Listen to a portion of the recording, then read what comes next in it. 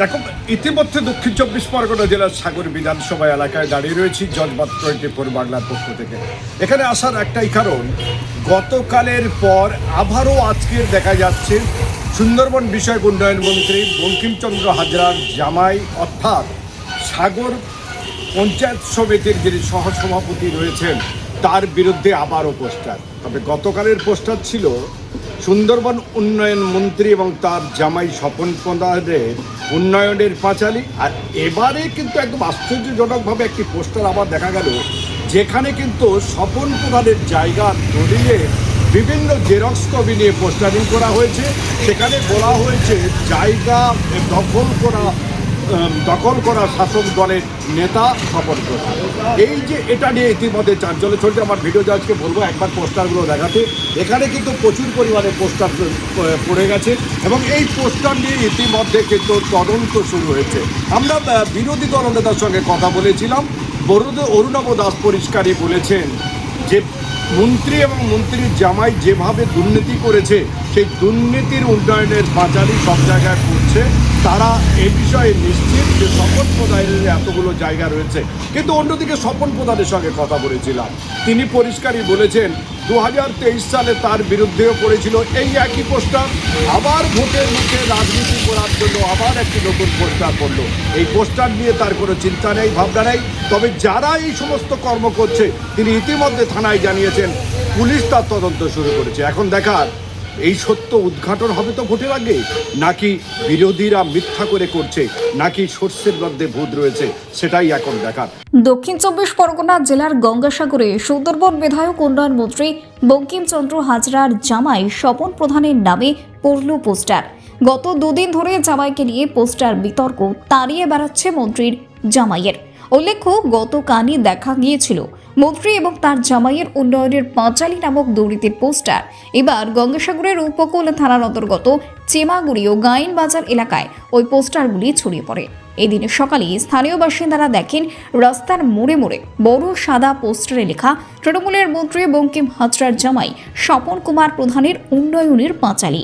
চাঞ্চল্যকর বিষয় হলো, পোস্টারের চারপাশে স্বপন প্রধানের ব্যক্তিগত সম্পত্তির দলিলের জেরক্স কপিও সাঁটানো ছিল। অভিযোগকারীদের দাবি, উন্নয়নের টাকা তছরূপ করে বিপুল সম্পত্তি বৃদ্ধি করা হয়েছে। যদিও ঘটনার কেন্দ্রবিন্দুতে থাকা স্বপন কুমার প্রধান সমস্ত অভিযোগ অস্বীকার করেছে। অন্যদিকে কটাক্ষ করতে ছাড়েনি গেরুয়া শিবিরও। প্রথমেই বলি, এই পোস্টার আজকে নতুন নয়। ঠিক নির্বাচনের আগে আগে এরকম একটা হীন ষড়যন্ত্র, রাজনৈতিকভাবে হীনমন্যতায় ভোগা রুগীরা এই পোস্টারটা করে। 2023 সালেও করেছিল। যে পোস্টার আছে, পোস্টারে দেখবেন আমার পরিবারের মা মাসির ছবি দেওয়া দলিলের পোস্টার। এটা কি করে অবৈধ হয় আমার জানা নেই। দ্বিতীয়ত হচ্ছে গিয়ে 2026-এ রাজনৈতিককে সামনে রেখে আমাদের মাননীয় মন্ত্রীর সঙ্গে আমার পারিবারিক সম্পর্ক থাকার কারণে একটা চক্রান্তমূলক আমার মা মাসি দেওয়ার দলিলের ছবি অবৈধভাবে সংগ্রহ করে এই পোস্টারিং করা হয়েছে সম্পূর্ণ রাজনৈতিক ষড়যন্ত্রের উদ্দেশ্যে। একটা মানুষের ব্যক্তিগত রুটি রুজির প্রশ্নে রোজগারের সম্পত্তি জনমানসে প্রকাশ এটা বাধ্যতামূলক নয়। সেক্ষেত্রে এটা আইন বিরুদ্ধ অপরাধ। যারা এই হীন ষড়যন্ত্র রাজনৈতিক উদ্দেশ্যে করেছে তাদের বিরুদ্ধে প্রশাসনিক ব্যবস্থা, অবিলম্বে শাস্তির ব্যবস্থার দাবিতে আমি আমার প্রশাসনিক ব্যবস্থা গ্রহণ করব এবং এই ষড়যন্ত্রের বিরুদ্ধে ধিক্কার জানাচ্ছি। এই ঘৃণ্যতম জঘন্য অপরাধের বিরুদ্ধে আমি ধিক্কার জানাচ্ছি। আপনার নাম, পরিচয়? আমি স্বপন কুমার প্রধান, সহকারী সভাপতি, সাগর পঞ্চায়েত সমিতি। দেখুন, সারা পশ্চিমবাংলাবাসী তৃণমূলের উন্নয়নের পাঁচালী শুনেছি, আর এখন সাগরদ্বীপের মানুষরা দেখছে শ্বশুর জামাইয়ের উন্নয়নের পাঁচালী। এবার সুন্দরবন উন্নয়ন মন্ত্রী কি বলবেন? আমরা অনেকবারই বলেছি যে তৃণমূল কংগ্রেস উন্নয়ন করেছে, উন্নয়নটা করেছে তার দলীয় নেতা নেত্রীদের বাড়ির উন্নয়ন হয়েছে। এ যা দেখছি, এ তো কোটি কোটি টাকা সম্পত্তির মালিক হয়েছে। কী ছিল সুন্দরবন উন্নয়ন মন্ত্রীর জামাই? এখন এত টাকার সম্পত্তির মালিক হলো কি করে? ইমিডিয়েট সিবিআই এবং ইডির তদন্ত করা উচিত। আসল সত্য বেরিয়ে আসবে, কোথা থেকে টাকার এত উৎস। আর এটা সাগরদ্বীপের মানুষজনেরা দেখছি। সাগরদ্বীপের মানুষজনের কাছে বলতো না যে সাগরদ্বীপের রূপকার, আজকে কি বলবেন?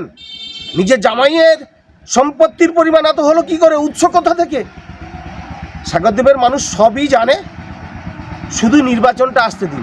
নির্বাচনে দেখতে পাবেন এই তৃণমূল কংগ্রেস একটা দুর্নীতিগ্রস্ত, এবং শ্বশুর জামাইয়ের যে উন্নয়ন হয়েছে, তৃণমূল নেতাদের যে উন্নয়ন হয়েছে, এর বিরুদ্ধে মানুষ কিন্তু তার যোগ্য জবাব দিয়ে দেবে।